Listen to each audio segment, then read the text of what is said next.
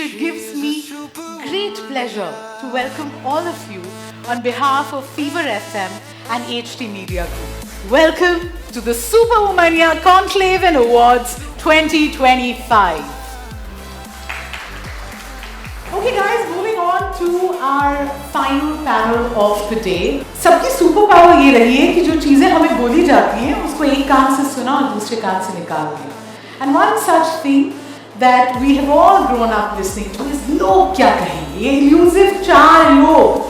So what you wear, what you want to do, who you want to marry, what you want to study, when you want to get married, all of that is about Log Kya Kahenge. And this panel deals with that. Log Kya Kahenge, trolling fear and the price of visibility. It gives me great pleasure to invite on stage Advocate Puneet, Bhasin, cyber law expert, helping people navigate the wild, wild web. Allow me to escort you. Thank you. Next we have Ishitta Arun, actor, writer, performer, someone whose voice resonates on and off screen. Lovely to see you. Thank you, Ishitta. Thank you. Thank you. Thank you for coming. And finally, we have Sufi Motiwala in the house, digital creator who wears his honesty like an armor. Guys, thank you for being here. Ishitta, thank you. What you want to talk about here is something that so many people deal with, but when you put yourself out there, on the net, you're making content, you're saying what you have to. I can't even imagine what one goes through. And I want to understand, today you guys are big names, but when you started off, the first video that Sufi put out, the first reel, Ishitta, that you decided to post, I'll come to you, Advocate Puneet. I want to understand what happened. Were you surprised? Was that something you expected? I mean, the first video I posted, nobody watched it. I was nobody, so I had like 200 views, so nothing really happened. Those are the best days. It was Those just were the the start. best days? Now Yeah. you're sitting on millions of followers. I don't think you really believe that. He's sitting on millions of followers. No, but you are too. In my head, of course. In my head, I'm Apni Gali Ka Shah Rukh Khan. No, so okay, so like I've been doing this for a while, and back when I started, there were stage lights, one review here or there, or some uncle in the audience saying "Bas karo, ab bahut bura performance kara hai." But now it is DMs and emails, and that person with a handle called Chintu123 slipping into your DMs, with unsolicited feedback. And you're directly in the line of fire and you're reading the bullets yourself. So that's the difference between then and now. And it's almost like, I was reading your talking points, and one thing that I don't know if I'm going into the other question, but I felt like I should drive it. Is it okay? But when you said that internet is like a mohalla, it's actually like a society, like a CSH. CHS, right? CHS, yes, like a house. And I feel like I'm the head auntie of this mall. But it's like everybody is peeping from their digital balconies, almost like that 80s auntie na, who would have, who knows every movement. Ki kal raat tumhare yahan kaun aaya tha, mujhe malum hai, So it's very different. It's the same thing, but it's accessibility, and this accessibility. It seems to me like people take proximity for permission. That's what the problem is, that's my take on it. Dr. Puneet, I want to draw you into this conversation. You're a cyber law expert. Okay, we have content creators here. Can you help me sue people? Pardon? That was direct. We were getting there. Make that us. Can you help us Sue people? I would love to. Yes, definitely. There is a concept of pro digital bono. rights. Can we add pro bono? And a large number of people don't exercise those digital rights out of fear, out of losing the fear of losing popularity. The second thing, obviously, it's a criminal process that follows criminal litigation, and the fear of police station जाना पड़ेगा, 4 लोगों को पता चल जाएगा, क्या हो जाएगा. So as long as you want to enforce your digital rights, I'm all on board.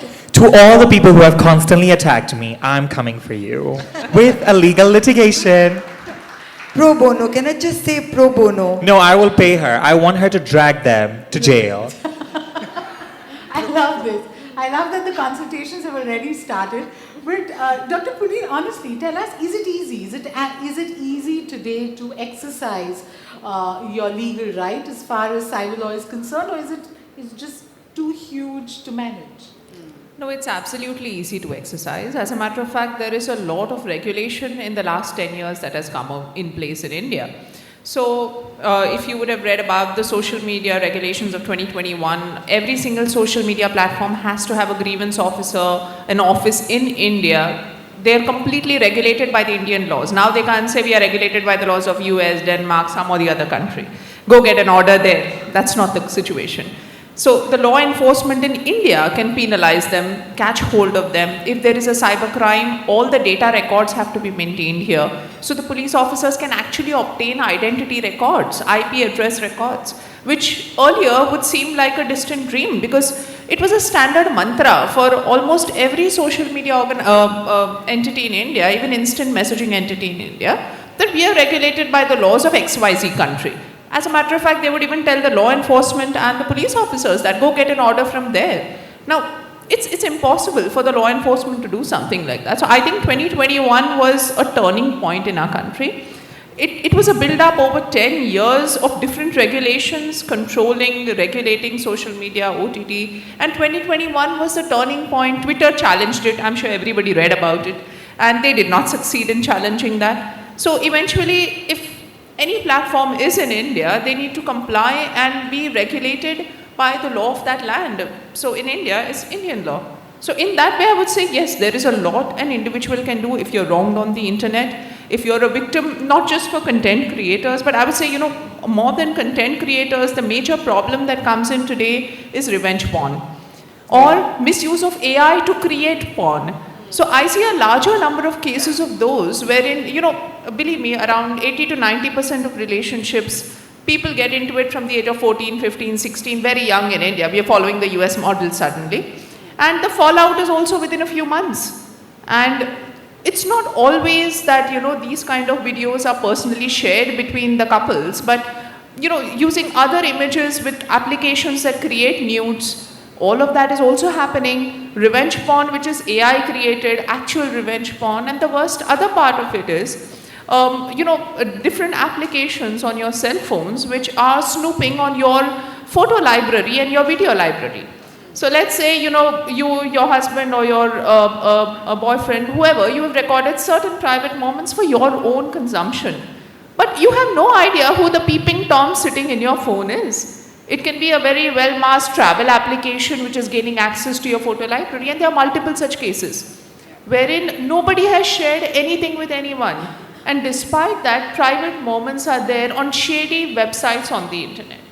So there is a lot of regulation for this, but unfortunately the awareness among individuals is not. So I think for women, that's the biggest issue, wherein, your privacy is at stake because of these kind of applications and misuse of your images on the internet. Makes us all feel very scared. Yeah.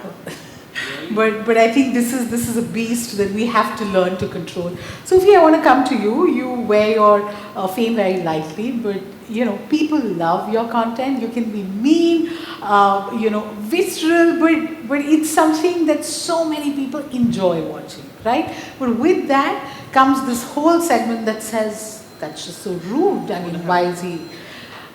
Today you can say with the power, with the recognition that you've got, saying that, I don't listen to them or, they don't matter to me.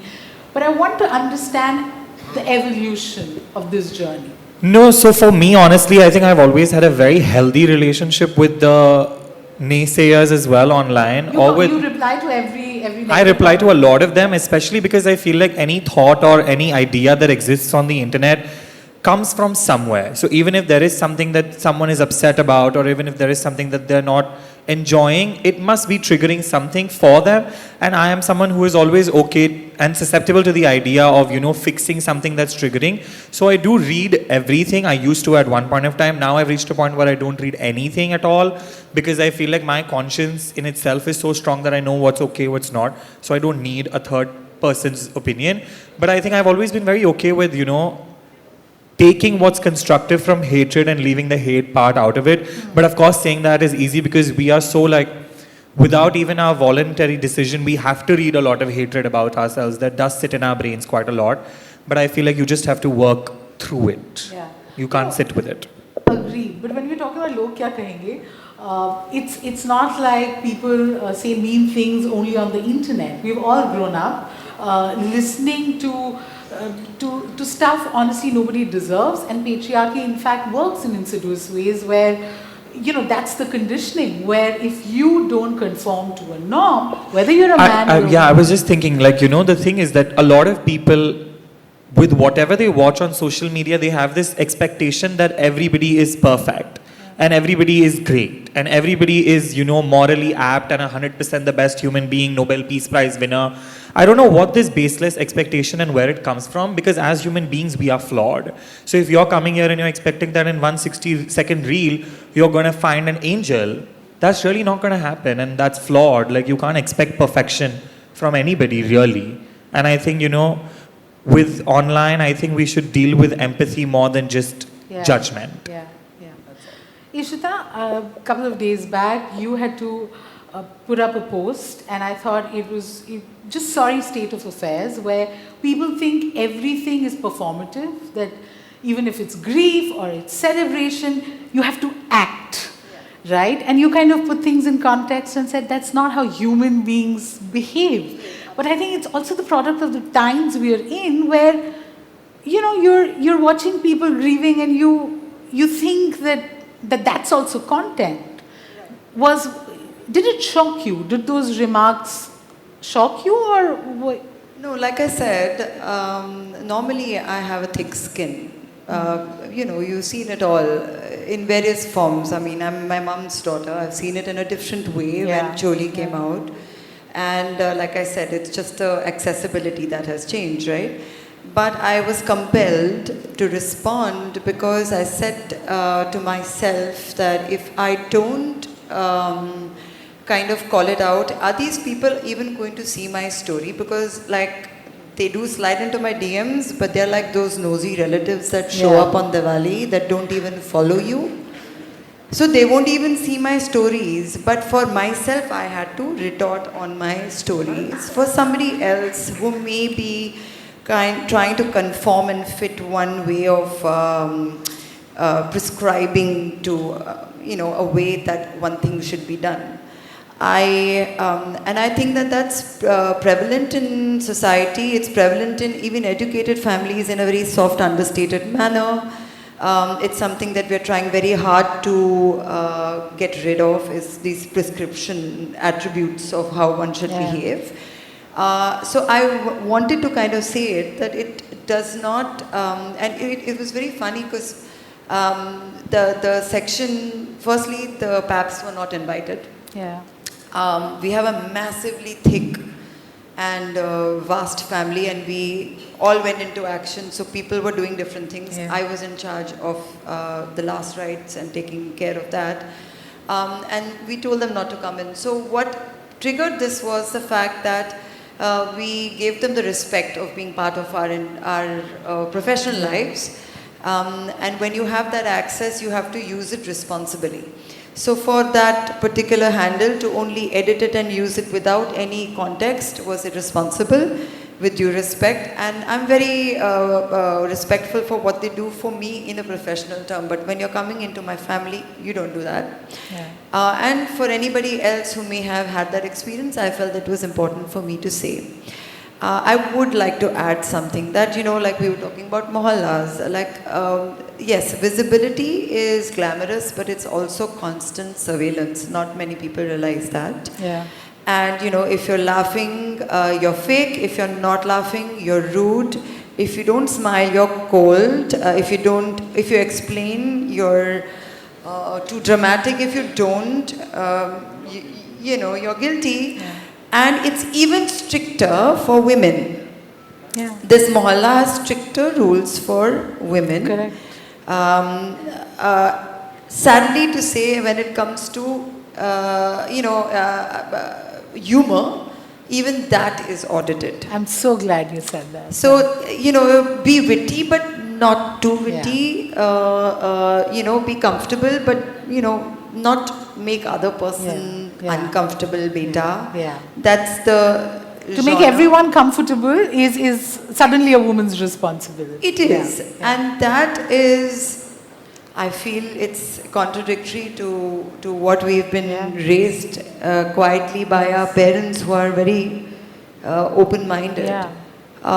So this is one of the things that I really wanted to put out through that one post. Yeah. And you'll see, if a man is funny, cracks a joke, he's very witty. He'll get a Netflix stand-up special.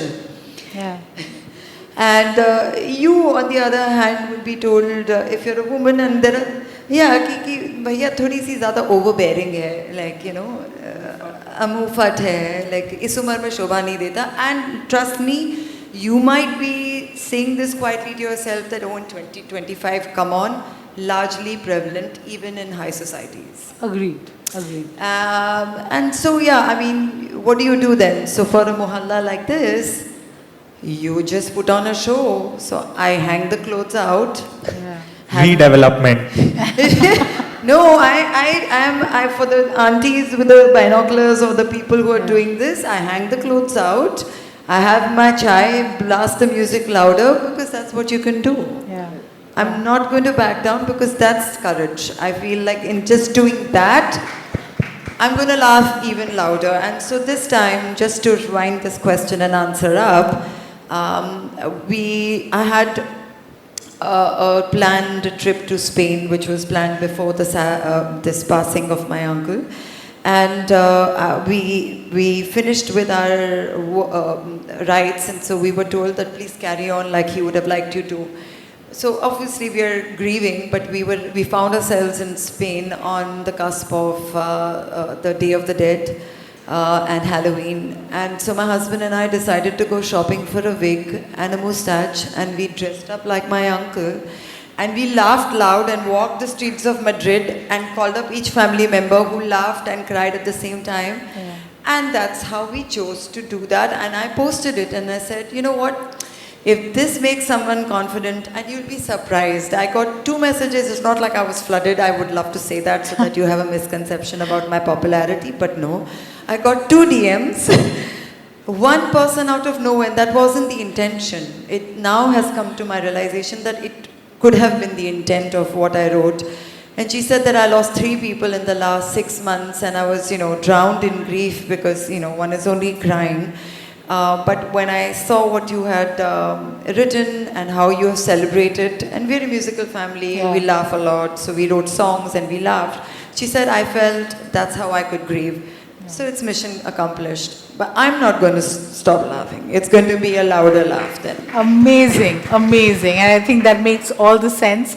But it is also a sad reality that the way women are trolled on social media, I don't think men go through that kind of nonsense that we have to deal with. Sufi, as a digital native, I want to ask you, can you live without your phone? I mean, I've done a reality show where we were not allowed to have our phone and I survived that. So I think I can live without my phone. Would I like to live without my phone? No. But I think I can survive. There's more big ups to him. Because when I did Desi Girl back then, in 2010, I couldn't live without my phone. And I'm a mum. So trust me, he can. I actually found it quite therapeutic to be away from social media for 15. I mean, I'm actually going off of social media again next month for 10 days. So that's a digital detox for you. Yeah, I and mean, why do you feel the need to do that? I want to know. Because I feel like when you're creating content every day, at some extent it starts feeling like you're a hamster in a rat race. You're just running with no end. Because in a way, this journey started for me as a method of proving everybody wrong, and I can also be whatever I want. And I am now everything that I aspired to be. I aspire to not work anymore, but I still have to. So I think that's what it is for me, to just continue to take space and breaks for myself so I don't feel burnt out. Because everybody thinks that we do content for the audiences and that we do content for the people, but we do it for ourselves. It's also a self-expression. I started talking about fashion because I don't want to be a fashion journalist who writes for Vogue and gets paid 50K when I can make 5x that on a reel. just still talking about fashion in my own way, you know. So that's just, I was just playing by the optics, and as the industry progresses, I thought I'll do fashion journalism online, but I still like to live my life. Okay, with this fame, can you still be as honest as you want to, or as you started off as? On social media? I don't think so. You can ever 100% be honest on social media. I mean, anybody and everybody who makes content for social media, they write their original thoughts first, and then they make it PC friendly for social media, and then they do a third take, which they're like, okay, this is now what we can post. That is, the third take is what gets posted, and that is the honest version, of course, but it is not in the honest words. So I do say whatever I want to say. It's just not in the words that I would like to say it in. Really? And we thought that's... For example, let's say someone's looking like a 0 out of 10. There's 100 ways you can say that. Yeah. Maybe they look heinous and ugly as fuck, but I'm still saying that, oh my god, it's just bad, it's not cute, 0 out of 10. And instead of saying that, fuck this is so ugly. It's just that. Tone, Stutee, these words, are also... all of these things, they just add a lot of dimension, which not a lot of people pay attention to. That's it. I just wanted to tell you, like in Sufi's case, he may not be an actor, but everybody occupying that space is curating a persona. We're performing, right? So even when we, I would like to believe that even when we take off on each other, it's in the dimension of that. When you meet face to face, you must have that humanity. To have, that's what actors do. Especially like, you know how you said, can you rate my outfit? Now many celebrities ask me, you know, can you rate my outfit? And I would never do that. I always tell them that I wouldn't say anything to your face.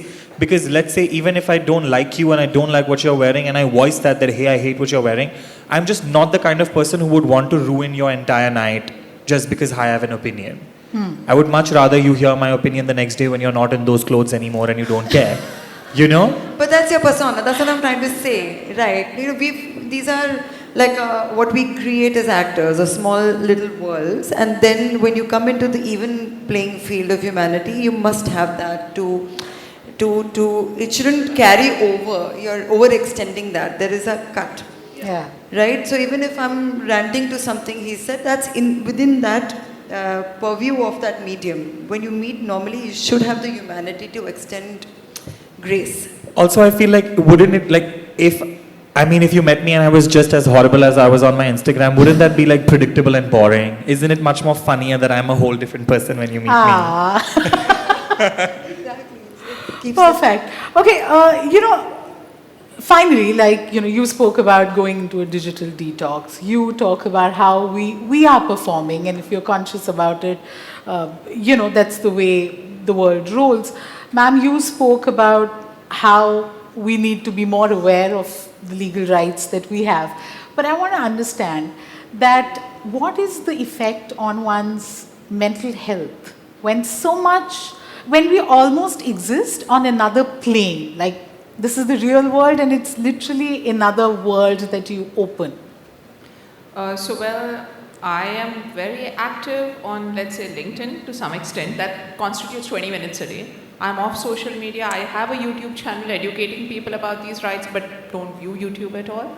So eventually it's about how you go about drawing your partition of the real world and the real world. The real world is only supposed to support you in your endeavors. It cannot be a part of your life. But yes, I do come across a lot of people in today's day and age. So as a matter of fact, it's not just people in India. As a part of the UN initiative I work for with the Indo-Dutch Chamber of Commerce, people globally, some countries have actually banned social media for children. It's actually happened now. Yeah. The age of, you know... I think Australia has banned it for kids. There are multiple countries underway which are doing it. So, you know, there's certain mental health diseases where individuals live in a real plane and a virtual plane. We are kind of normalizing that with social media, and, you know, it's not the problem of content creators. Actually, the problem is the algorithm running. I'll give you one simple example just to explain this to you. When social media started, it started with the concept that you can virtually connect with the people you know.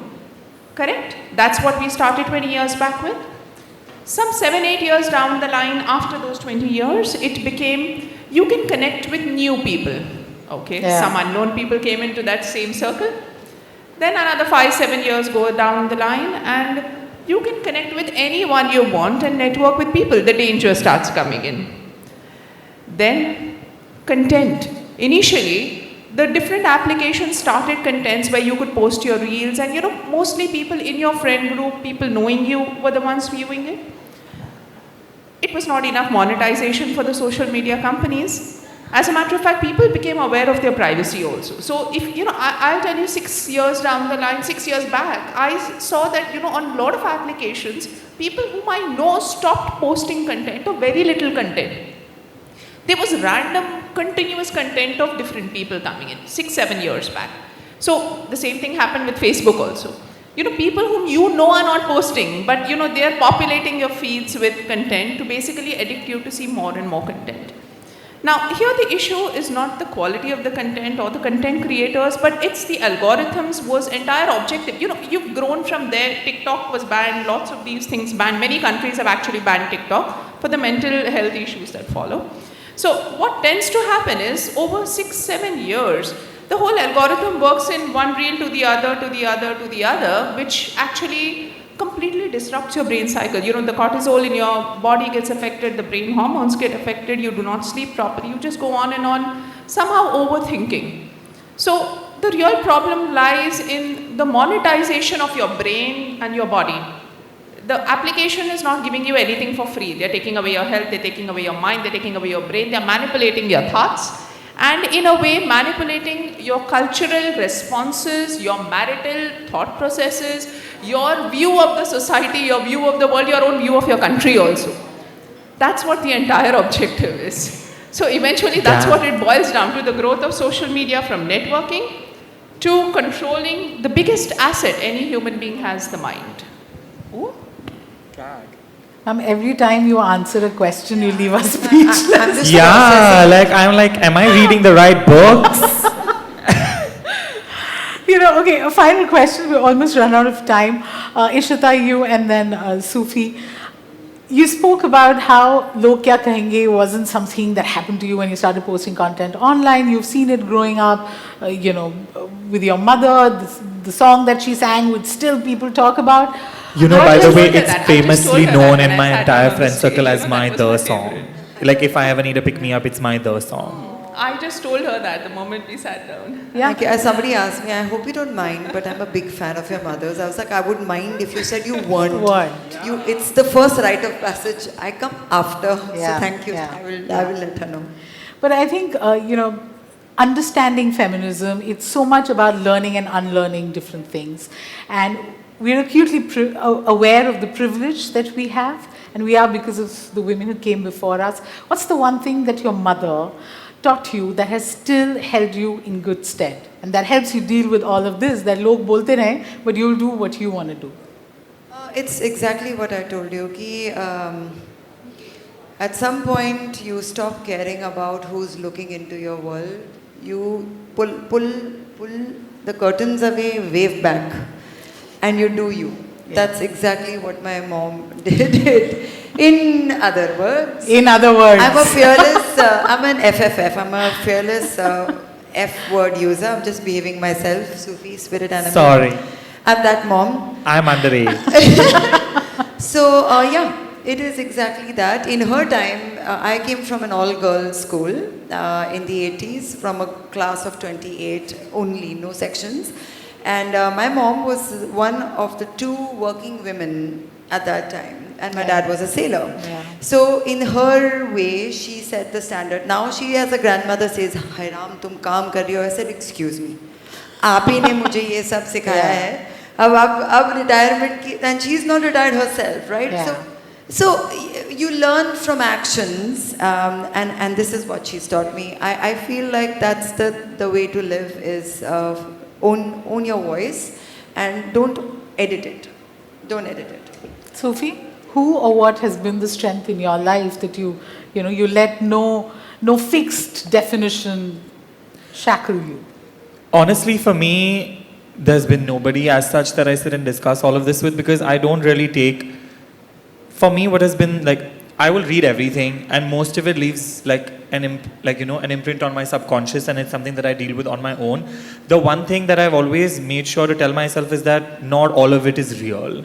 Yeah. Most of this is temporary. Most of this is like in passing. 9 out of 10 people who've left a hate comment on your page don't even fully know your name. Yeah. So, and also like, who the hell are they? Like, उसकी हिम्मत भी नहीं होगी कि वो मेरे सामने खड़ा होकर मुझे ये Yeah. बोल पाए. जबकि मेरे में हिम्मत है कि जो भी मैं बोल रहा हूँ on my social media में जिसके बारे में बोल रहा हूँ उसके मुंह पे भी मैं बोल पाऊंगा वो. So I just feel like they're not worthy of my attention. So I don't give it to them. And whoever actually has their good intention in their heart to give you valid constructive criticism will find nurturing ways to do so. And I am accepting of that. Amazing. Thank you so much. Stutee, I just want to congratulate you because speaking of women and this super brand that you've worked on for years. Thank you. Thank you. Really, Thank I mean, you. I've been Thank following you. that and big ups to you. Come on, guys. Thank Let's go. you. Come on. Thank you.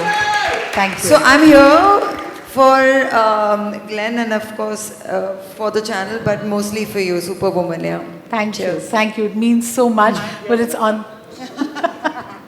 But honestly, it's this community. This has been the biggest earning. Thank you so much for your time. Thank you.